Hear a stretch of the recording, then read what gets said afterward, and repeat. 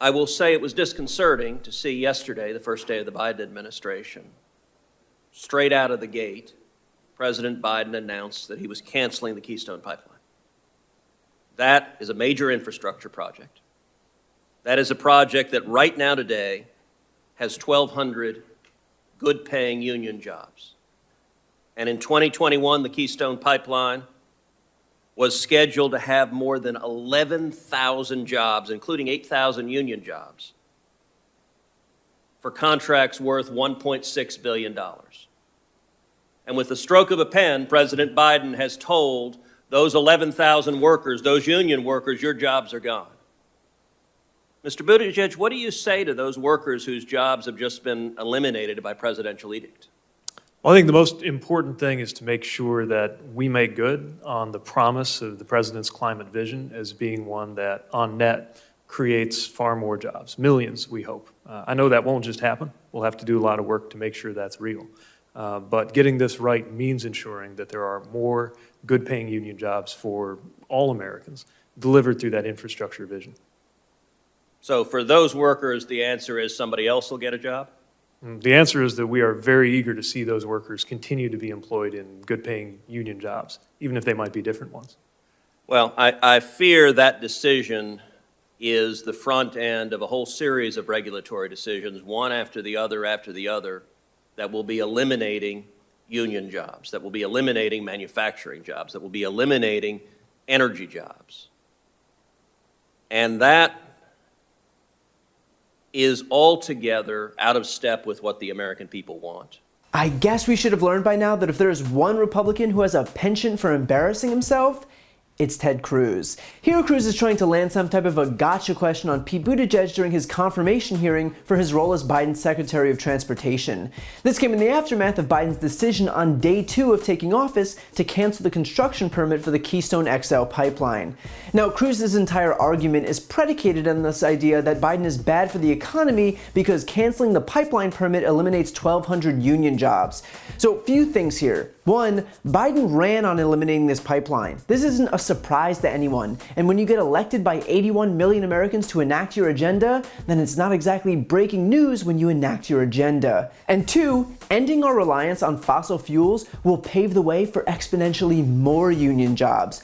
Renewables is an exploding industry, while fossil fuels is a dying industry. Entrenching our reliance on fossil fuels only makes it more difficult to transition to better, higher paying, longer lasting jobs in renewables. That's like saying if we stop producing beepers and fax machines, the people who manufacture them are going to lose a few thousand jobs, and we can't possibly have that. It is as ridiculous as it is short-sighted. The fact is that renewables is the fastest growing sector in the country, with the US Bureau of Labor Statistics forecasting that America's 2 fastest growing jobs through 2026 will be solar installer and wind technician, both set to experience approximately 100% growth.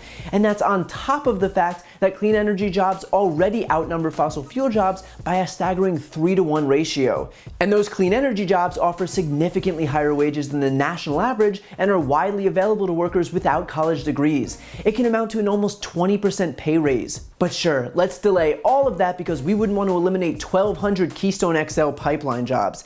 Yeah, no, it makes total sense. Consider too an argument that might prove especially resonant with Ted Cruz, and that is that by virtue of people like him staving off renewables in favor of fossil fuels, we lose out on leading the world in renewables, and when we cede that ground, guess what country picks up the slack?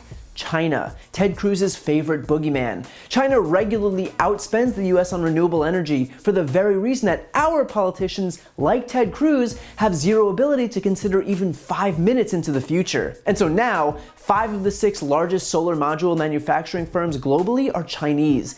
Even the US is importing them from China rather than producing them here, all because a few powerful Republicans have decided they'd rather prop up a dying industry than have an ounce of foresight. And beyond that, the vast majority of Americans do not side with Ted Cruz here. 77% of Americans believe that it's more important for the US to develop alternative energy sources, such as solar and wind, than to produce more coal, oil, and other fossil fuels. Which begs the question, why is Ted Cruz so hell-bent on protecting fossil fuel companies even though more than 3/4 of the country is against him?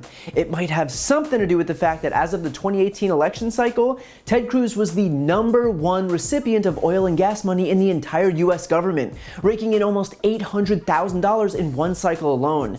Meaning that Cruz isn't out there representing his constituents or Americans more broadly, he's representing himself and his re-election campaign.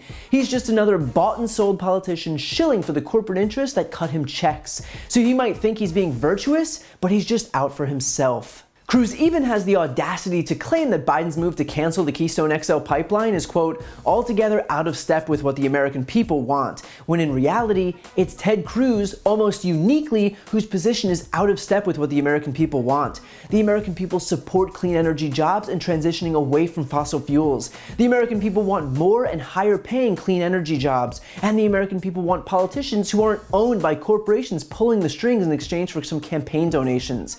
But on top of all of that, it's especially rich for Cruz to be grandstanding about what the American people want, considering his last act was to help incite an insurrection at the US Capitol. In fact, Ted Cruz's approval rating in his own home state of Texas has gone down since he tried to subvert democracy. So not only is he in no position to be lecturing Pete Buttigieg on what the American people want, but he can't even get his own sinking approval ratings in order at home. And yet still, Cruz is digging in his heels with his attacks against clean energy, not only at hearings like this one, but online as well. Cruz took to Twitter only days ago, tweeting, quote, by rejoining the Paris Climate Agreement, President Biden indicates he's more interested in the views of the citizens of Paris than in the jobs of the citizens of Pittsburgh. This agreement will do little to affect the climate and will harm the livelihoods of Americans. First of all, Cruz tried to disenfranchise every citizen of Pittsburgh by throwing out the election results in the entire state of Pennsylvania. So I'm just gonna go out on a limb here, but he might not be the best spokesperson for what's in the best interest of that state. Second of all, the mayor of Pittsburgh already came out for the Paris Climate Agreement when Trump tried this same talking point, claiming that he would serve the voters of Pittsburgh over Paris. The mayor said, quote, as the mayor of Pittsburgh, I can assure you that we will follow the guidelines of the Paris Agreement for our people, our economy, and future. And third of all, just because the Paris Climate Agreement was signed in Paris does not mean it only serves the people of Paris. Kind of like how the Treaty of Versailles didn't end World War I only in Versailles. And the fact that I have to explain that to a United States senator is a testament to the fact that he's either incredibly disingenuous or incredibly stupid. I'll let you make your own conclusions on that one. So Ted Cruz will continue to grandstand any chance he gets and desperately try to raise his profile before his inevitable presidential run in 2024. But if his recent behavior has shown us anything, it's that first and foremost, he is woefully out of touch with the American people and drunk on his own ambition. And the more people who see that, the better off this country will be, both now and in the future. While you're here, please check out my podcast, No Lie with Brian Tyler Cohen. I take a deep dive into the top stories of the week, and I also interview major players in the world of politics, like Kamala Harris, Adam Schiff, Nancy Pelosi, Pete Buttigieg, Katie Porter, Al Franken, Cory Booker, Jamie Harrison, Mary Trump, and many more. Again, that's No Lie with Brian Tyler Cohen, available anywhere you listen to podcasts.